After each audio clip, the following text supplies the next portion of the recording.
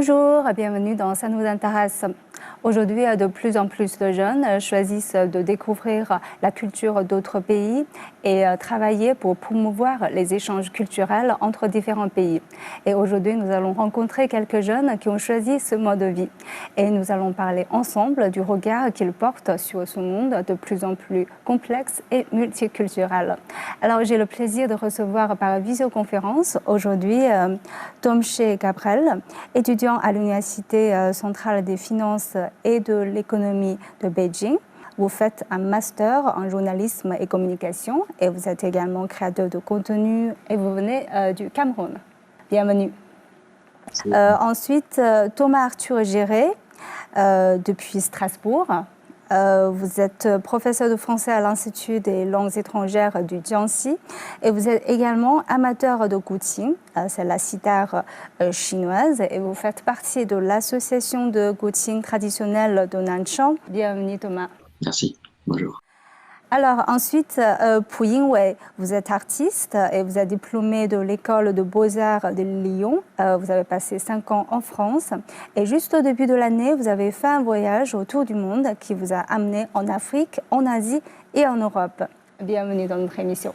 Et enfin, Susan Gaborio, vous êtes étudiante à l'Université des langues et cultures de Beijing et vous faites un master maintenant en interprétation de conférences de la langue chinoise et de la langue française. Bienvenue. C'est ça, oui, bonjour. Merci. Alors, quand on parle de la culture et des échanges culturels, parfois on a l'impression que la notion reste très vague et très floue. Donc, on va peut-être commencer par quelque chose de concret parce que vous travaillez tous dans la sphère interculturelle.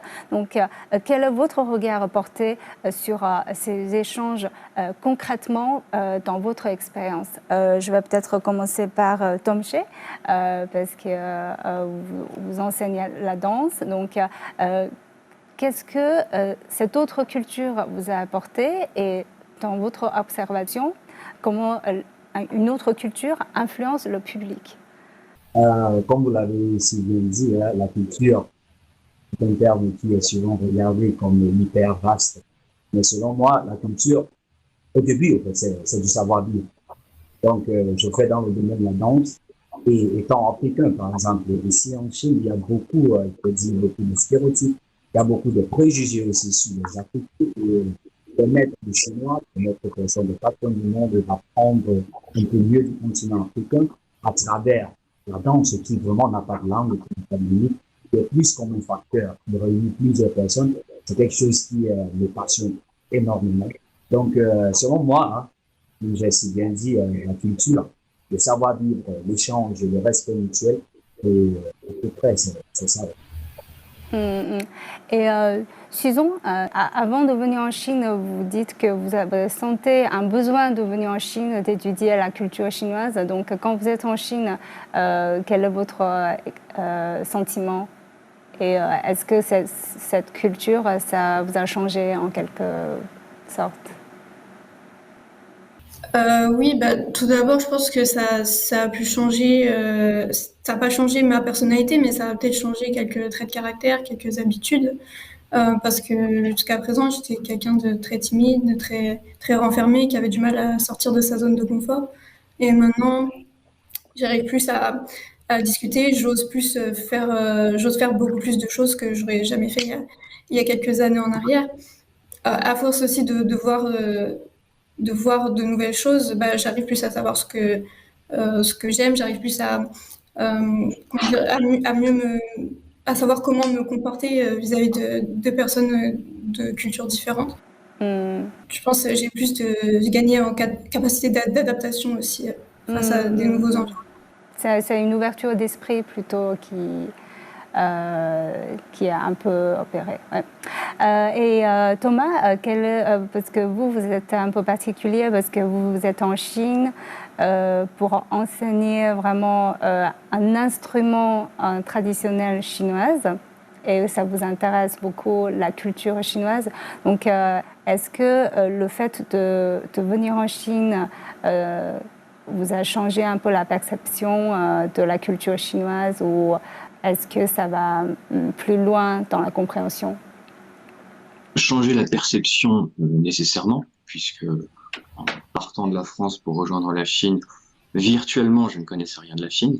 Donc, changer la perception, évidemment, mais toute expérience particulière, de toute façon, va nous changer la perception. Moi, ce qui est intéressant, je vais rebondir sur ce qu'avait dit Tom Shea, il parlait de savoir-vivre. La culture est un savoir-vivre. Moi, j'irais même plus loin que ça, la culture est un vivre. C'est pas un savoir-vivre.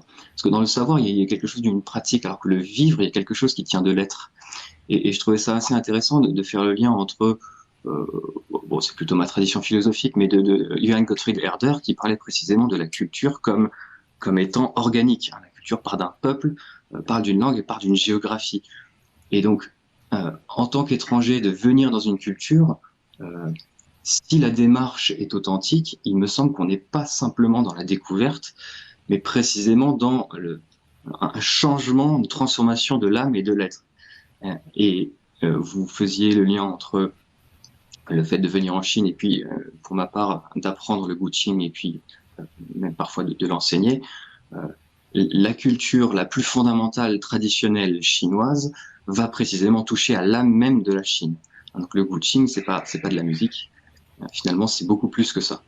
Je vais revenir vers Pu Yingwei. Vous êtes chinois, vous avez voyagé un peu partout dans le monde. Donc, quel est votre regard sur les échanges culturels? Qu'est-ce que cela vous apporte?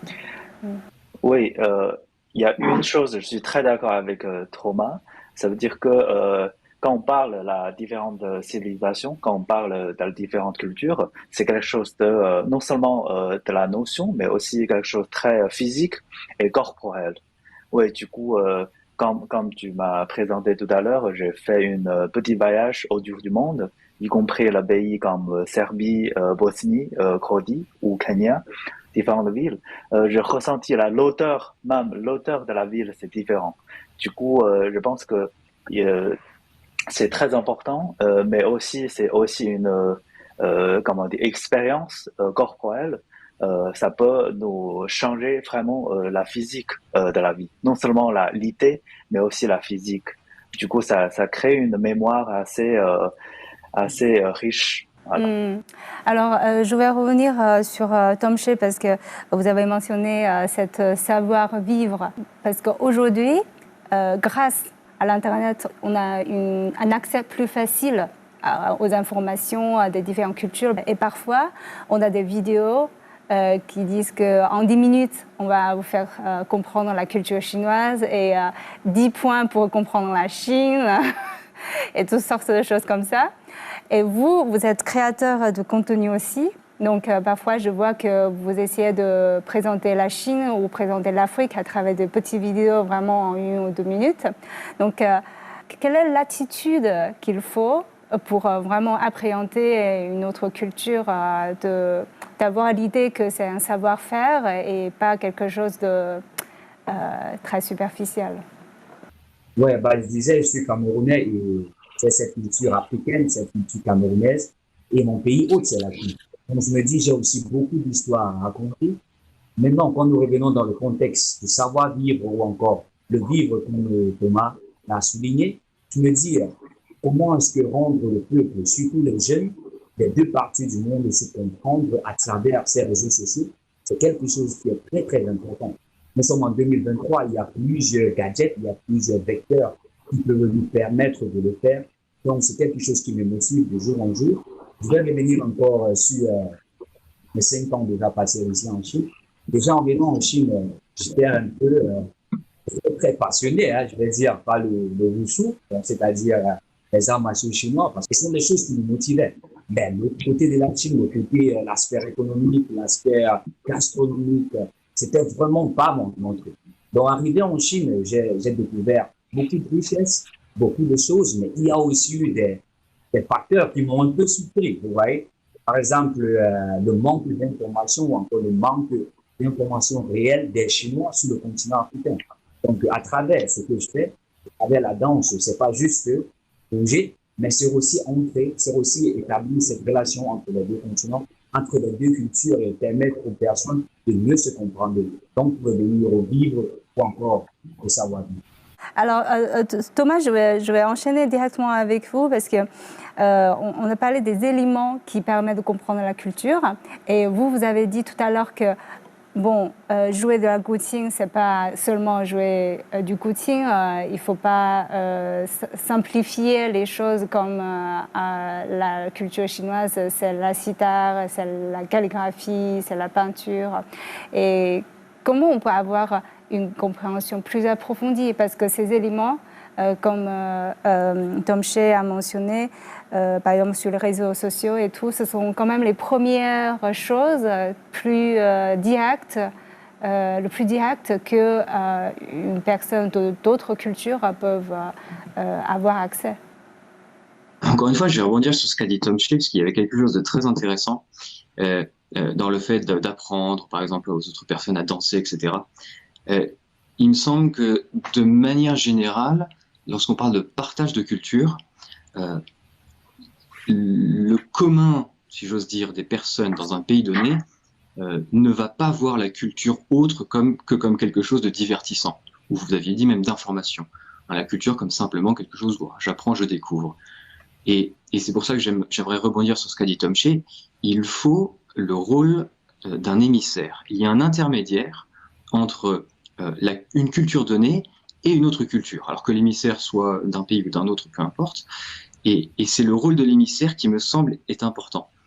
Cet émissaire a une volonté non pas de voir la culture comme simplement un divertissement ou comme une information, mais essaye d'apprendre cette culture dans le but de se transformer lui-même. Parce que comprendre, c'est se transformer. Comprendre, c'est pas simplement répéter des choses. Se transformer soi-même pour pouvoir derrière exposer aux autres personnes qui, elles, ne se transformeront pas, mais c'est même pas la question. Et donc ce rôle d'émissaire, me semble-t-il, est le plus important. Et c'est dans quel état d'esprit cet émissaire se trouve pour pouvoir rendre, non pas objectivement, mais de rendre dans une autre culture ce qu'il a appris ou ce qu'il est même devenu, j'ai envie de dire. Je suppose que, Susan, dans votre métier futur interprète ou traducteur, vous vous positionnez naturellement comme un émissaire ou pas, enfin, en quelque sorte? Pareil, je pense la même chose que Thomas. Je pense que pouvoir comprendre et se transformer, c'est quelque chose qui se fait sur le long terme, et je sais même pas si j'arriverai à le faire complètement un jour, mais en tout cas, j'ai aussi cette volonté de le faire, parce que je pense que les échanges culturels, c'est aussi de la communication, et la traduction, l'interprétation, c'est de la communication. Donc, en tout cas, j'espère m'en approcher un jour, parce que je pense que c'est un peu un idéal quand même. Je ne sais pas si c'est quelque chose de complètement réalisable, parce qu'on apprend toujours des nouvelles choses. C'est pas quelque chose de figé, la connaissance et la compréhension d'une culture. Donc.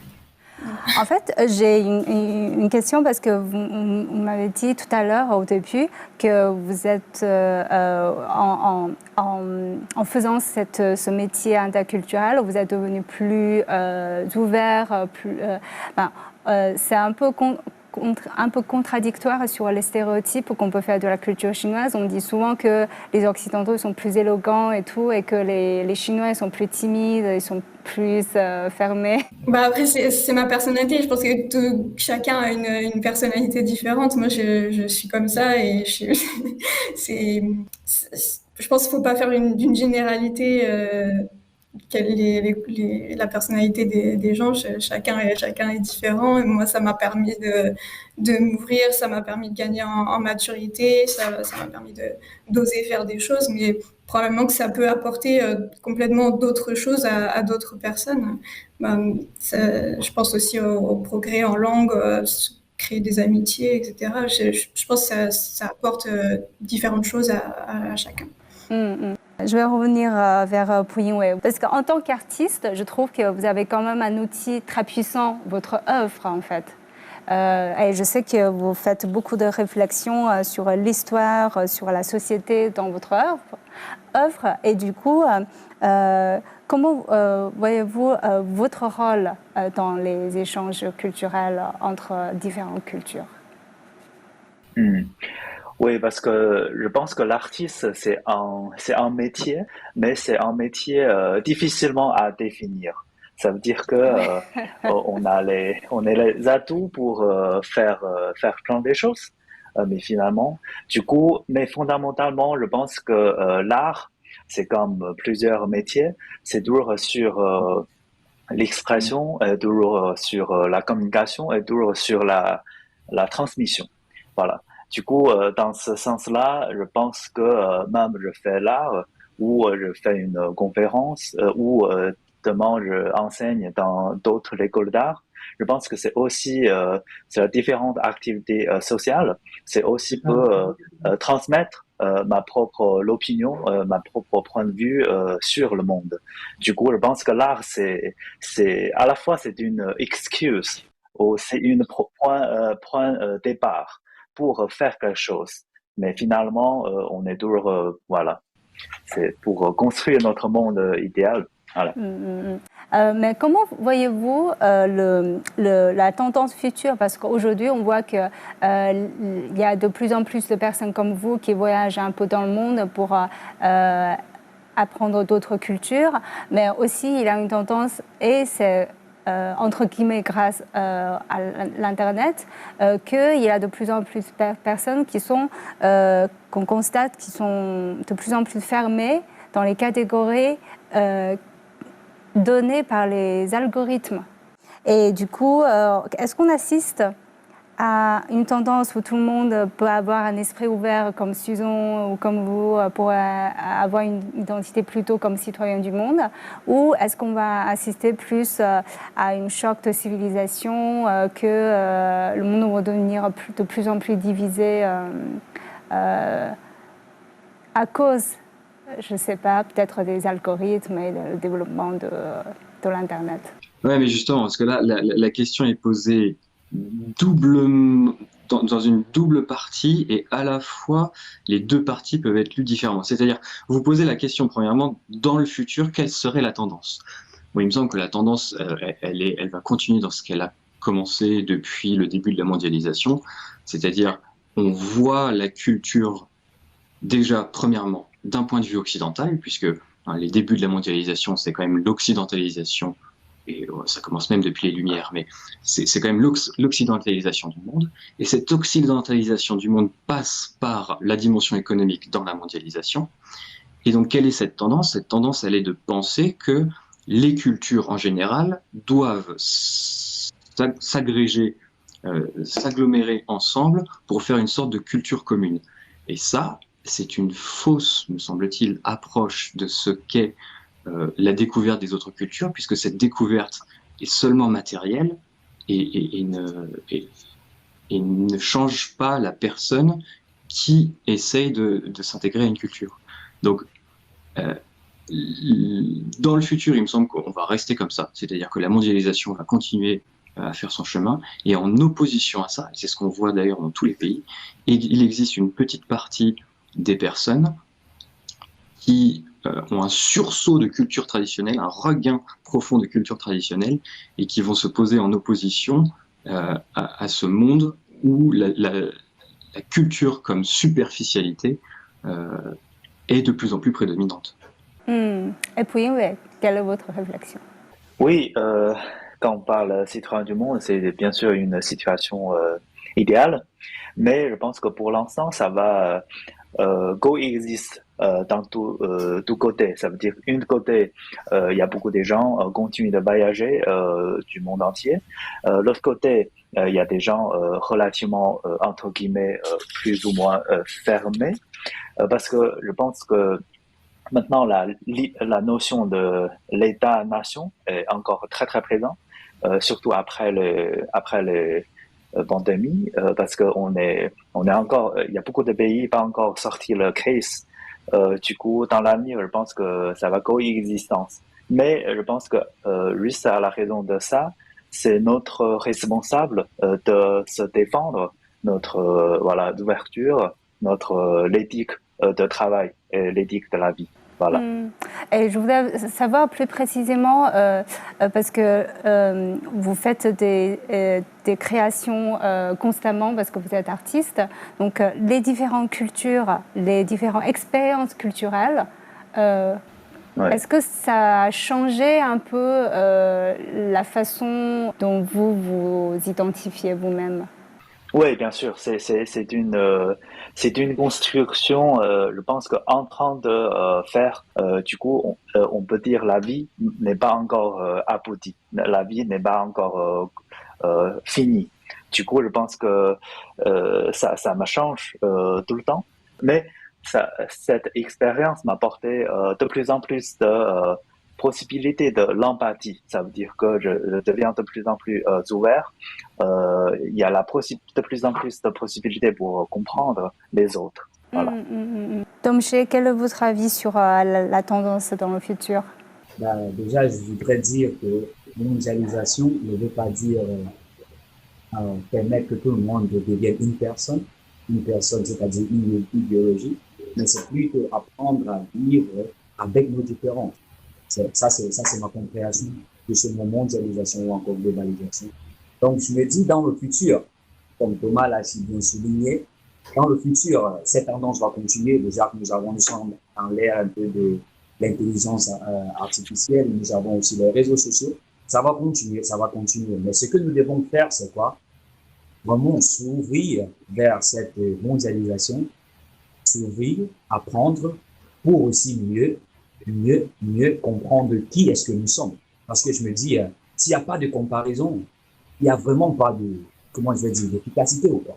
Donc, vous voyez, je vais donner un exemple avec mon pays aussi, ou encore le continent africain. Dans le passé, jusqu'à maintenant, il y a beaucoup de personnes qui se disent, il y a certaines de nos traditions, au fait, qui ne sont pas regardées, au fait, qui ne sont pas compris comme des choses globales, qui ne sont pas regardées comme des choses qui sont vraiment civilisées. Mais par contre, c'est notre identité.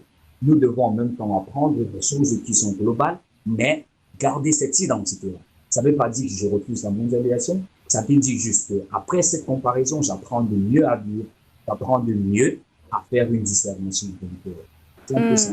Et Susan, quel est votre avis? Je pense, pareil, ça va être difficile de mettre tout le monde d'accord, entre guillemets. Il y aura toujours des gens qui auront des stéréotypes qui seront plus fermés et d'autres qui seront plus ouverts. Mais je pense que la tendance, ça va être quand même une majorité de gens, de citoyens du monde, parce qu'on voit dès maintenant, par l'éducation, déjà, il y a des changements qui se font. On voit les jeunes qui apprennent de plus en plus de langues, qui font de plus en plus de séjours à l'étranger. Il y a de plus en plus de mariages mixtes. Il y a même des volontés politiques. Si on prend l'exemple de l'initiative de la Chine, une ceinture, une route, ça aussi, comment dire, ça favorise les échanges. Il y a aussi la technologie, comme ça a été dit avant, on a beaucoup plus accès à l'information. Et donc, comme on a plus accès à l'information, on comprend plus, on devient peut-être plus tolérant. Les gens dans le futur vont être amenés à devenir plus des citoyens du monde pour pouvoir, au niveau professionnel. Je crois que Domché a quand même mentionné un point très, très intéressant, c'est que d'exister malgré les différences, de se rendre compte que nous sommes différents. Mais je trouve cette tendance que vous avez mentionnée, Thomas et Domché tous les deux, sont assez intéressantes. C'est-à-dire que quand on voit de plus en plus de différentes cultures, on a une tendance de plus en plus de s'identifier. N'est-ce pas, Thomas? Est-ce que c'est ça ce que vous voulez dire tout à l'heure? Je pense que c'est intéressant de quand même s'interroger sur la notion de citoyen du monde. C'est quand même un concept philosophique qu'on a hérité des stoïciens, qui parlaient de la petite patrie et de la grande patrie. La petite patrie étant les patries particulières, les villes même, et la cité du monde, qui est précisément la cité intellectuelle de ce qu'ils appellent tous les frères des hommes. Sauf que chez les stoïciens, c'est ça qui est intéressant, tout le monde n'est pas citoyen du monde.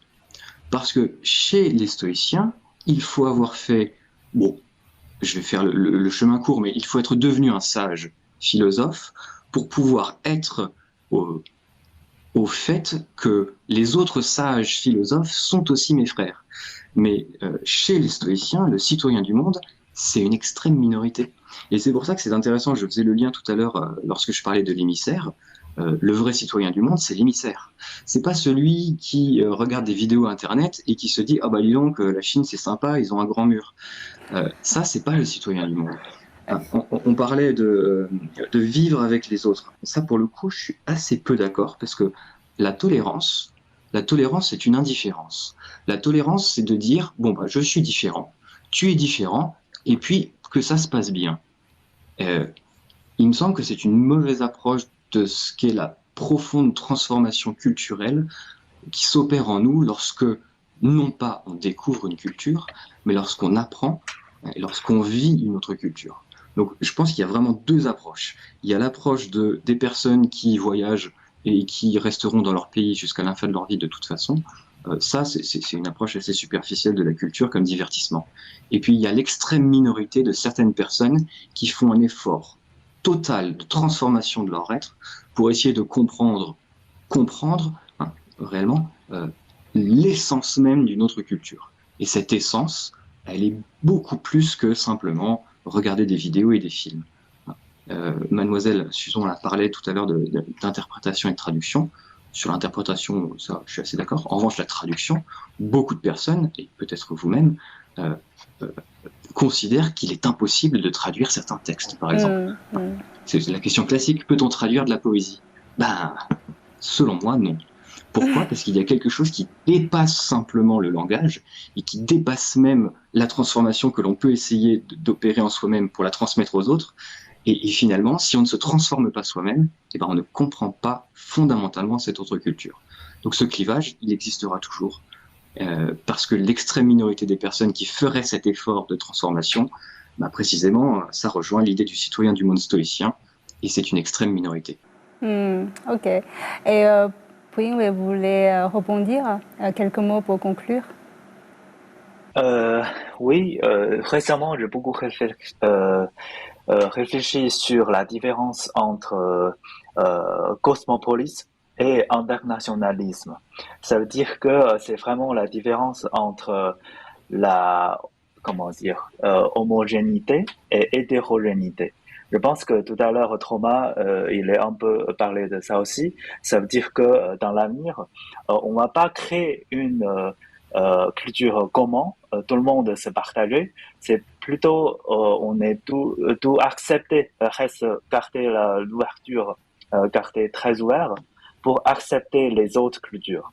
Du coup, je pense que ça, c'est vraiment le point. Il faut respecter la différence, mais en même temps se cultiver nous-mêmes. Voilà.